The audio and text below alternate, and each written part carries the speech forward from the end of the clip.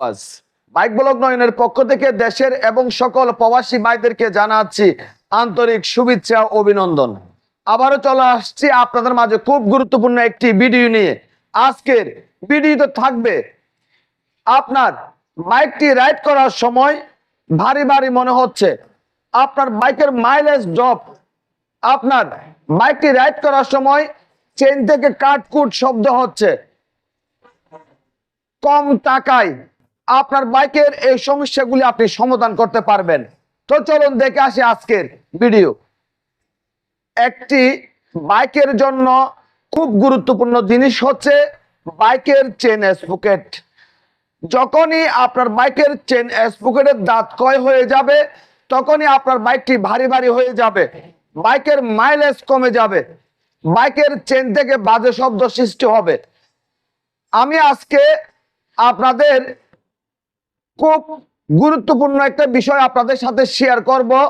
সেটি হচ্ছে এই যে আপনারা দেখতে পাচ্ছেন এই বাইকটির ছোট চেন স্প্রকেটের দাঁত ক্ষয় হয়ে গেছে। এই যে আপনারা দেখতে পাচ্ছেন দাঁতগুলি একদম বাটি বাটি হয়ে গেছে। যখন ছোট চেন স্প্রকেটের দাঁত বাটি বাটি হয়ে যাবে সেক্ষেত্রে আপনি ছোট চেন স্প্রকেটটি পরিবর্তন করে দিবেন। আগে আপনার দেখতে হবে আপনার বাইকের চেন স্প্রকেটের অবস্থা কি, পিছনের স্প্রকেটের অবস্থা কি সেটাও আপনার দেখতে হবে।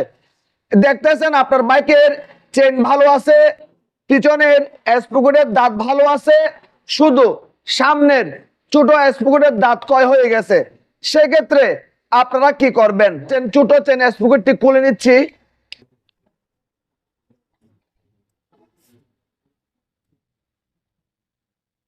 ছোট চেন স্প্রকেট খুব তাড়াতাড়ি কেন নষ্ট হয়?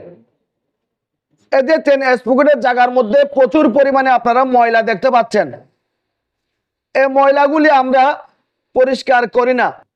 এই ময়লাগুলি পরিষ্কার না করার কারণে কি হয়, ছোট চেন স্প্রকেটটি খুব তাড়াতাড়ি নষ্ট হয়ে যায়। এই যে আপনারা দেখতে পাচ্ছেন। তো আমরা এখন কি করব, আমরা কম টাকায় একটা খেলা খেলবো।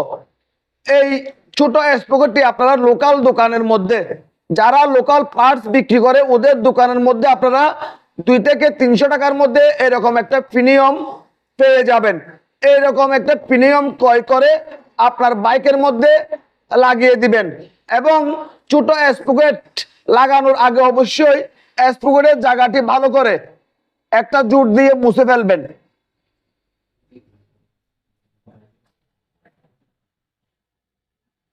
ছোট চেন স্প্রকেটটি লাগিয়ে নিলাম।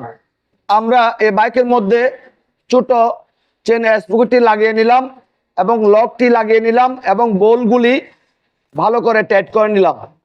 তারপর আমাদের কি করতে হবে, চেনটা অ্যাডজাস্ট করে নিতে হবে, কারণ নতুন স্প্রকেট লাগানোর পরে চেন টাইট হয়ে যেতে পারে। তো সেজন্য আমাদের কি করতে হবে, চেন অ্যাডজাস্ট করে নিতে হবে।